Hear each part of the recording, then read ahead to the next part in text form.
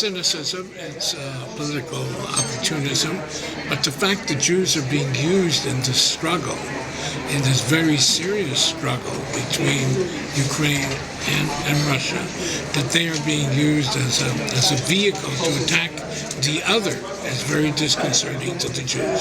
So you find Jews standing up and saying it's true, Jews are saying it's not true.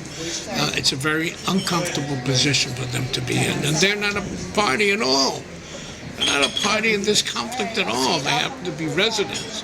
But again, the Jew makes noise, gets attention, etc., and it's troubling. I think it cannot be ignored, because if you ignore it, then it will continue. I think it's important for the Secretary, I think it's important for the EU to make reference to it, that this is not acceptable behavior on either side.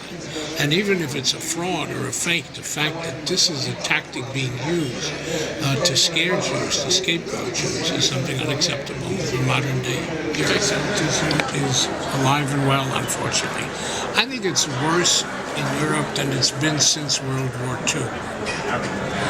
I think the new manifestation of the nativist, anti-immigrant movements which are coming together for the election in the European Union, we're seeing it almost as a building block of neo-fascists, of anti-democratic, whether it's Hungary, or whether it's Bulgaria, whether it's Greece, etc. There's this coming together.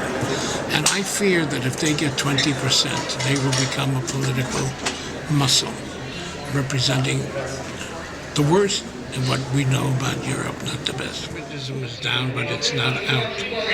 That means as long as we don't have a vaccine or an antidote, anti-Semitism will be there. America is unique in terms of its history, but it's not immune from the anti-Semitism, from the bigotry. And it's there. We know that 30, 40 million Americans are infected with the disease of anti-Semitism. And still, it's low to what it used to be 30, 40, 50 years ago.